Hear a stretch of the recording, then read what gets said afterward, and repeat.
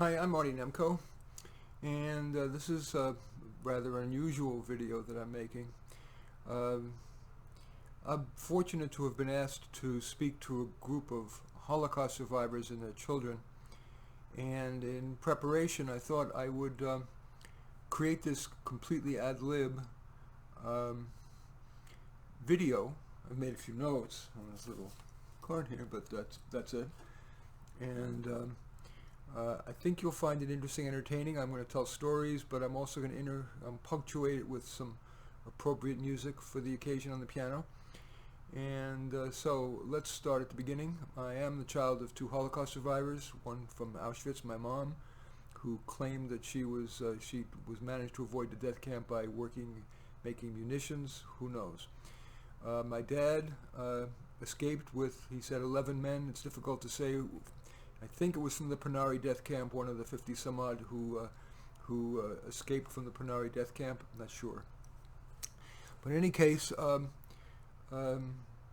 everybody has a unique story as to how they responded. My overall response is very different than most. It did not dominate my life.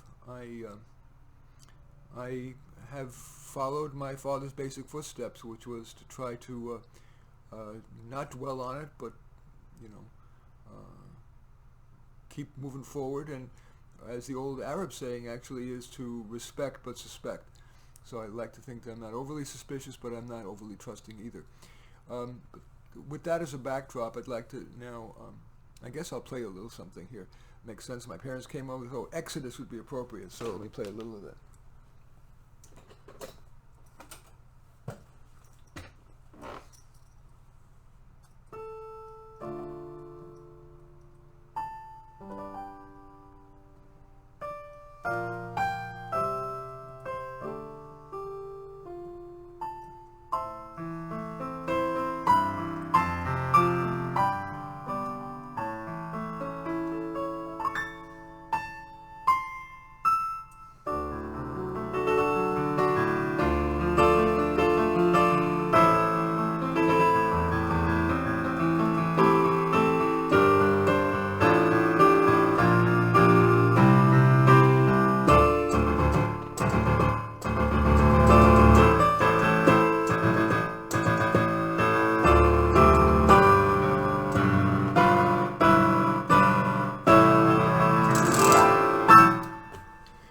Okay,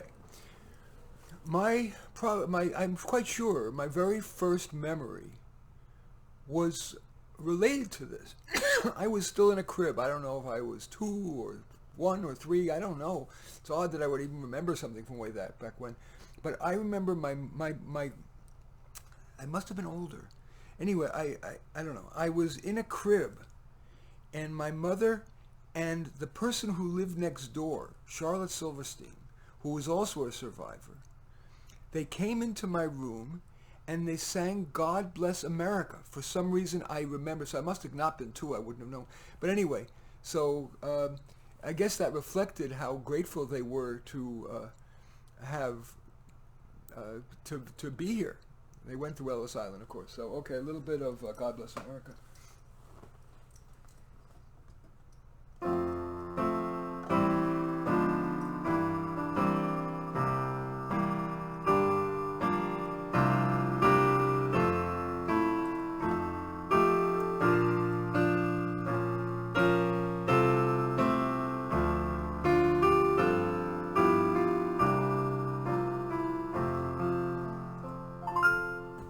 Okay, enough of that.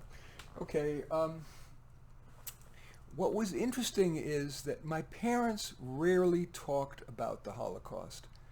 I got to know a couple of dozen Holocaust survivors, and they really did seem to divide into 2 groups. There was the group that went to all the Holocaust remembrances and went into counseling and support groups, and then there were the people who moved on. And my parents, although each of them were very different, my father was a very hard worker, and my mother was frankly a party girl. But they both didn't spend much time talking about it. And even when they got together with the friends, the people they chose to have friends who were survivors, most of the talk was about moving forward, their children, their family, the vacations, the usual normal things. And I adopted that, and I think it served me well. It kept me from dwelling in the past and being too suspicious. So that was that. What else? Oh, but the thing they kept saying is, Martin, it could happen again. Martin, it could happen again. And I don't know, I just couldn't believe that anything as horrific as the Nazi thing could ever happen again. And so I kind of just blew it off, and I deliberately kind of put it again in the back of my mind so that I could move forward, wasn't overly suspicious.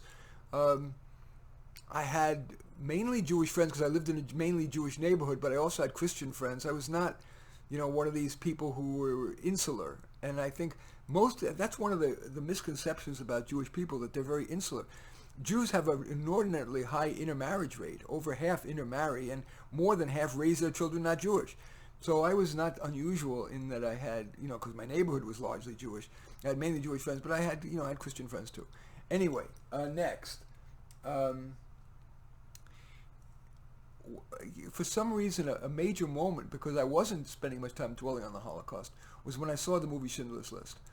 Speaking of Christians, this reminded me of, that there are very good Christians, there are not such good Christians. And so a little bit of Schindler's List. It's a beautiful song. It's probably best played by violin, which kind of all makes it cry, but it's a beautiful thing, so a little bit.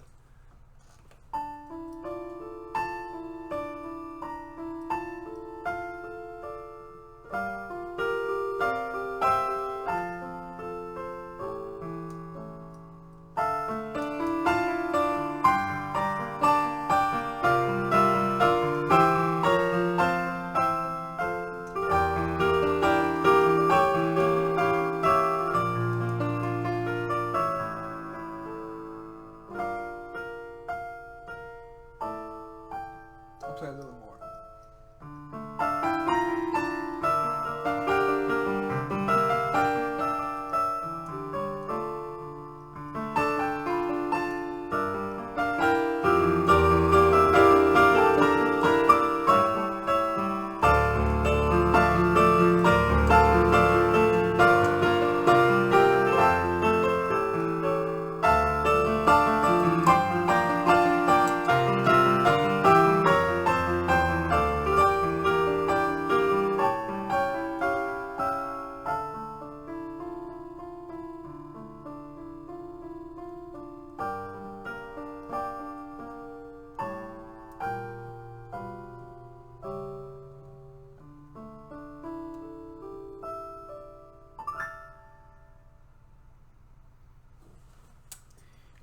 Next moment that kind of, I think it did shake me into some doubt as to whether this could never happen again, was when Hamas won the election in Israel, and when having stated by charter that they were committed to the destruction of Israel.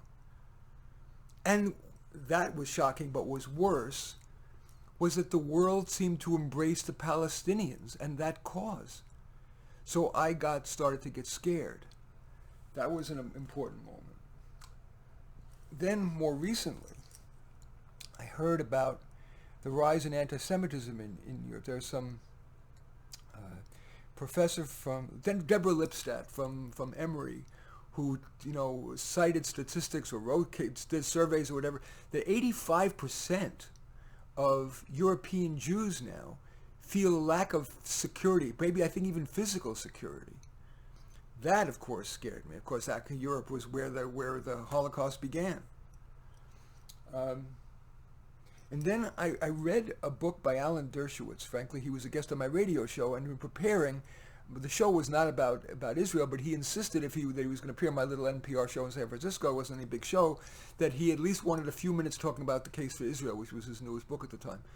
So reading that taught me so much about how the double standard of how Israel's behavior is treated, even though their sworn enemies are surrounding them, and the ruling Palestinian powers committed to the destruction of the whole state compared to other countries. And that, again, reminded me that maybe I was wrong and that my parents were right. Watch out, Martin, it could happen again.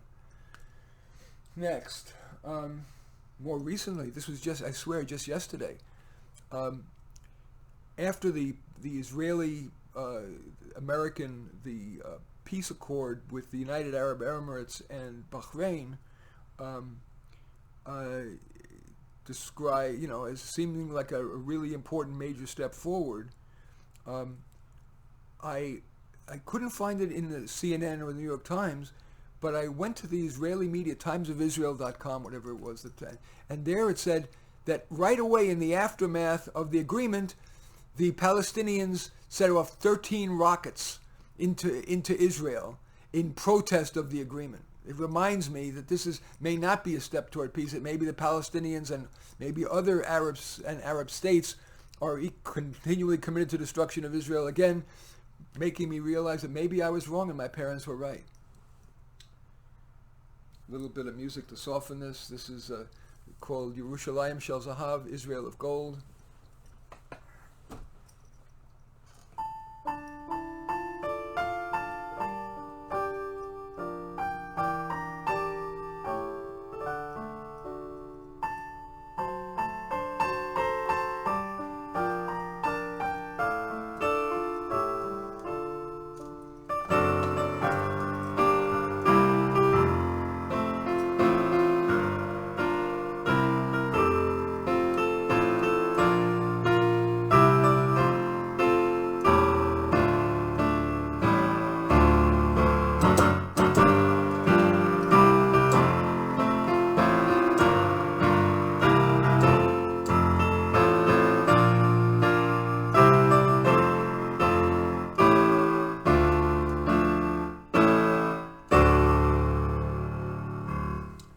Okay. Now I want to end with a couple of personal stories. First, my mother's fading, and then my dad's story, which I really want to tell. My mom was blessed with good health. As I said, she was a party girl all the way through her 80s. I don't think she would mind. She was, after my father died, I think my father was still alive at this point. She went and got a facelift at age 80. She knew my father wouldn't want her to do it at age 80 because of the danger. So she flew to Miami by herself at age 80, had the facelift because she wanted to look great. That's who she was. By herself, she did the recovery for a week in a hotel room. And so my mom was very vibrant all the way until her late 80s, 88 or so, 89, 88 probably, when she slowly started to fade. And long story short, for the last year, she was housebound, in the end, bedbound. And she lived 3,000 miles away. And while I wasn't the kind of person, frankly, who was going to go move across country to be with her. I got her the best care I could. She died, as they say, aged and died in place in the family bottom half of the duplex that we lived in Flushing, Queens. But I called her every day. And thank God for Skype and phone, just plain old phone. But the one thing she liked every day was when I played and sang. I can't sing worth crap, but when I played and sang my Yiddish Mama. I'll try to do it here. Of things I should be thankful for, I have a goodly share. And as I sit here in the comfort of an easy chair, my fancy thunk to a tumble east side tenement, 3 flights up in the rear to where my childhood days were spent. It wasn't much like paradise, but mid the dirt and all, there sat the sweetest angel, one whom I proudly call my Yiddish mama. I need you more than ever now, my Yiddish mama. I long to see your wrinkled brow. I long to hold your hand when days gone by and ask forgiveness for the things I did that made you cry. How few were your pleasures. You never cared for fashion style. That was not true of my mother. Her jewels and your treasures, you saw them in your son's smile. And I know that I owe what I am today to that dear little lady, so old and blonde. My mother dyed her hair blonde till the end. To that wonderful Yiddish mama, mama, mama, mama, mama, mama, mama, mama, mama, mama of mine.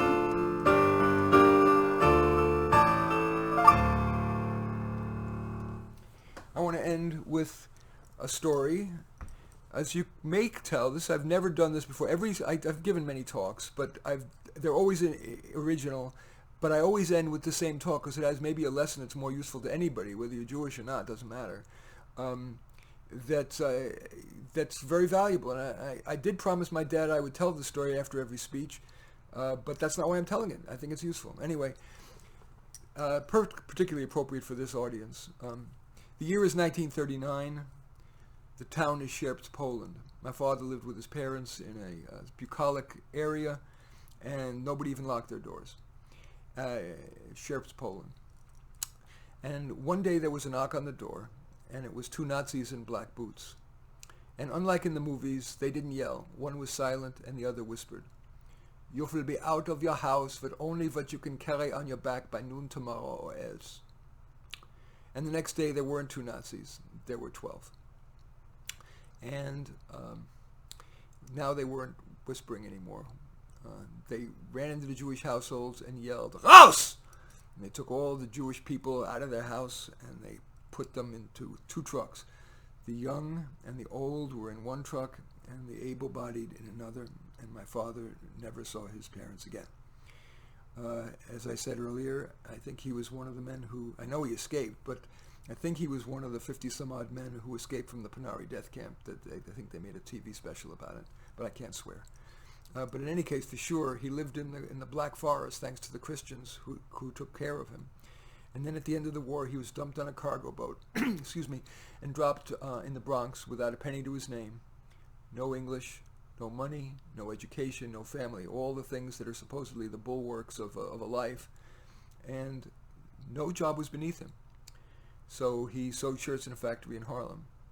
And at night, he didn't say, "I'm exhausted, I'm a Holocaust survivor, I'm a victim." He went to Roosevelt High School, night school, to learn English, because he knew unless he spoke good English, he was forever going to be a minimum wage worker. And there he happened to meet my mom, who was also a Holocaust survivor, as I mentioned, Auschwitz, and she was there learning English as well. And we lived in a tenement in the Bronx at 1035 Evergreen Avenue, right near the elevated train that roared 24/7, and a fourth-floor walk-up. And my father, understandably, didn't want us living there forever. It was dangerous, it was loud, it was horrible. So he went to the owner of the factory and said, there where he sold the shirts, and he says, "Can I buy these shirts from you and sell them on the street, on the streets?" So he bought them for $1, sold them for $1.50.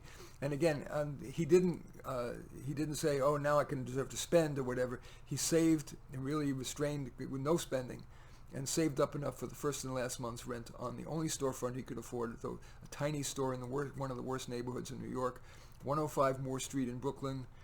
You can Google Maps it and you'll still see it's still the same. Anyway,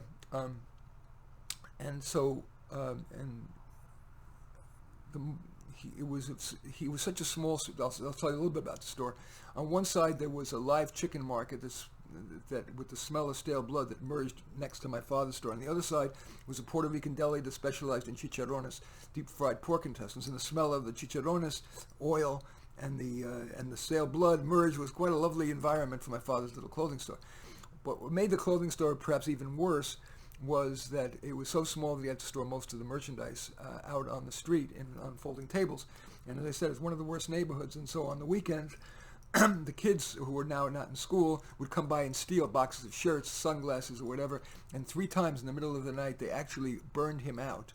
They didn't like a Jewish guy owning a store in their neighborhood. They didn't use the term cultural appropriation, but that was the concept. In any case, he couldn't afford a security guard to keep the kids from stealing stuff, so when I was 12 or 13, my dad asked me to be the, quote, security guard. I said, but don't chase them, just stand there. So in any case, that one Saturday, there was the most memorable moment of my life. Business was slow. I was standing in front of the store. There was a parking meter in front of the store, and I had my elbow on one end of the parking meter, one side of the parking meter, and my dad was on the other side, and his mirroring me with his elbow on the other. And I said to him, I said, "Daddy, how come you so rarely talk about the Holocaust?" Something I never normally would ask, but it's something that just hit me. And he stiffened, which is something he rarely did. And he says, "Martin, the Nazis took 5 years from my life. I won't give them 1 minute more." He said, "Martin, never look back. Always take the next step forward."